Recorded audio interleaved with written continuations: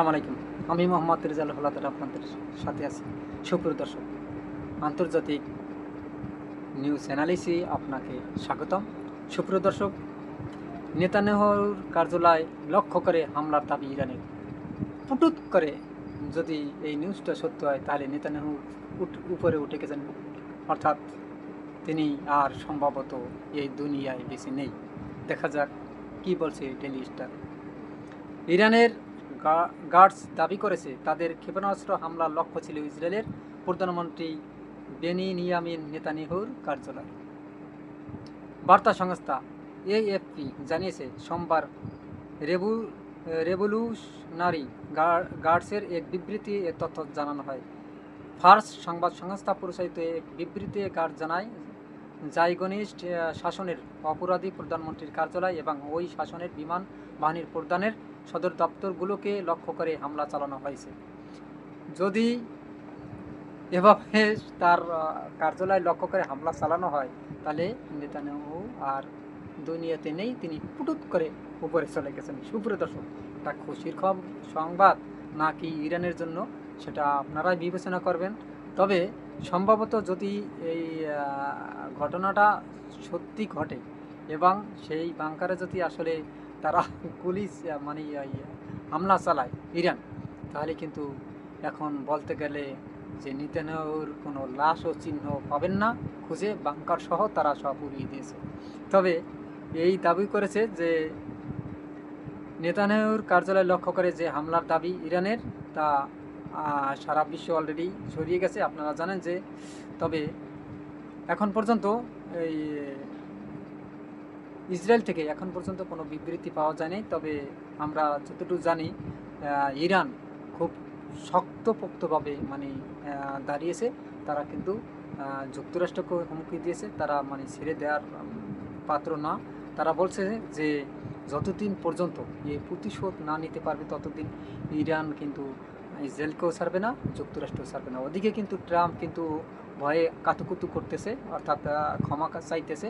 অর্থাৎ ট্রাম্প বলতেছে যে আমাদের ভিক্ষা লাগবে না, অর্থাৎ খয়রাত লাগবে না, আপনারা কুত্তা খেদান, অর্থাৎ আমরা মাপ চাই, আমরা এখন বর্তমানে শান্তি চুক্তিতে যেতে চাই, অর্থাৎ তাদের সাথে শান্তিতে বসতে আমরা রাজি। দেখেন, ইরান কিন্তু এই ভুলটা করবে না।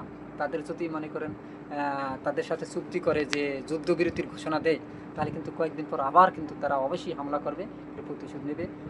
অতএব ইরান কিন্তু এবার থামা উচিত না, তাদের শক্তপোক্ত অবস্থানে থাকা উচিত বলে আমরা মনে করি। তবে যুক্তরাষ্ট্রের সঙ্গে কোনো সাথে কোনো আলোচনা নয়, জবাব দেব অকল্পনীয় শক্তিতে, বলছেন কি লারিজানি। তিনি নতুন আর কি প্রেসিডেন্টের ভূমিকায় আছেন। যুক্তরাষ্ট্রের সঙ্গে কোনো ধরনের আলোচনায় ইরান বসবে না বলে জানিয়ে দিয়েছেন দেশটির সর্বোচ্চ জাতীয় নিরাপত্তা কাউন্সিলের প্রধান আলী নারিজানি। সামাজিক যোগাযোগ মাধ্যমে এক্সে দেওয়া এক পোস্টে তিনি এ কথা আজ বলেন। ইরানের যুক্তরাষ্ট্র ও ইসরায়েলের যৌথ হামলার পর বিভিন্ন গণমাধ্যমে খবরে ছড়িয়ে পড়ে যে ট্রাম্প প্রশাসনের সঙ্গে আলোচনার উদ্যোগ নিয়েছে তেহরান।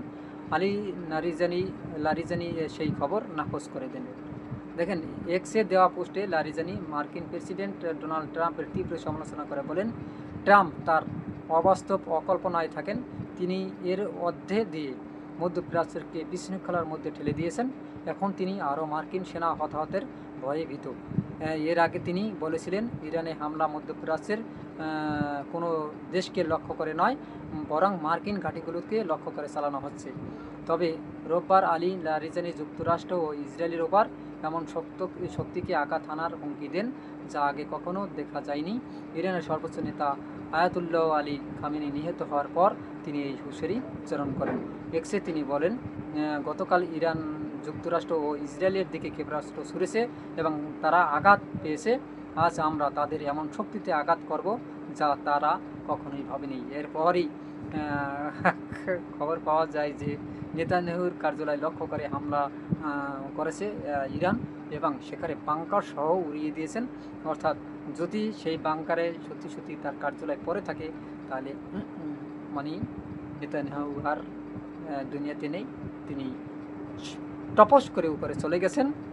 এখন ইসরায়েল থেকে কিন্তু এখন পর্যন্ত এরকমের কোনো মানে বার্তা বা কোনো ধরনের ক্ষয়ক্ষতির কথা তারা মিডিয়ায় প্রকাশ করছে না, হয়তো বা দুঃখে হয়ে গেছেন, কাতু হয়ে গেছেন।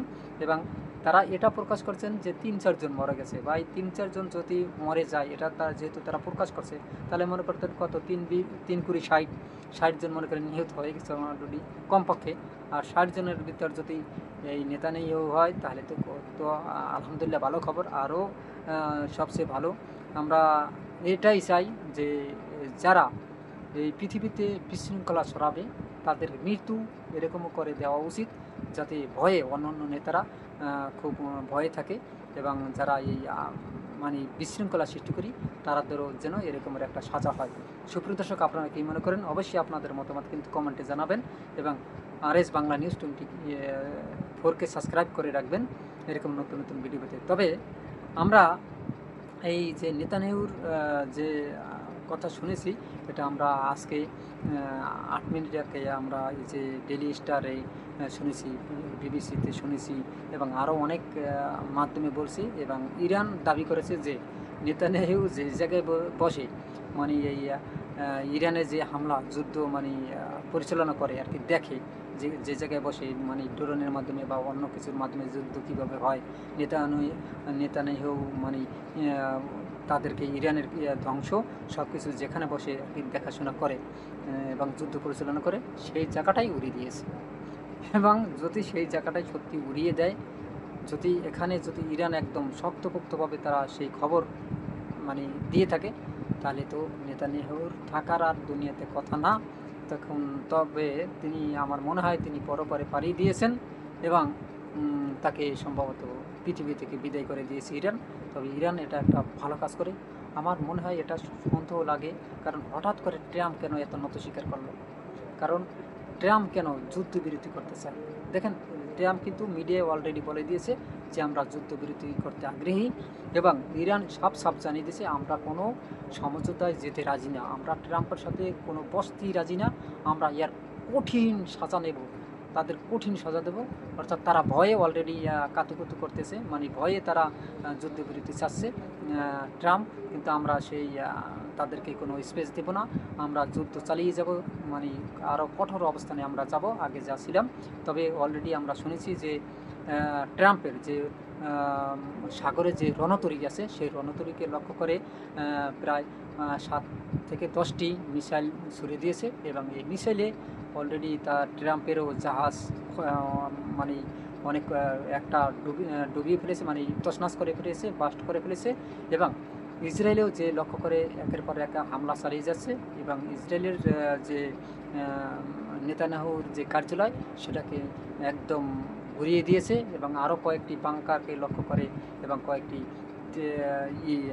বিমানবন্দরকে লক্ষ্য করে যে গুলি করেছে, মানে মিসাইল ছুড়েছে, সেই মিসাইল ড্রোন এর সব ছেড়ে একদম ইসরায়েলকে তছনছ করে দিতেছে।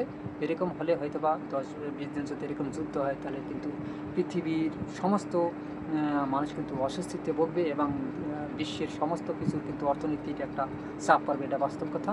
তবে এখন পর্যন্ত আমরা যতটুকু খবর জানতে পেরেছি, যদি ইরান এটা সত্যি ওই নেতানিয়াহুর যদি কার্যালয় যে ধ্বংস করে, তাহলে কিন্তু নেতানিয়াহুর আর এই দুনিয়াতে বেঁচে থাকার কথা না। দেখা যাক, আরও পরবর্তীতে আপনাদের আপডেট দিতে থাকবো। সুপ্রদর্শক, সে পর্যন্ত সঙ্গে থাকুন।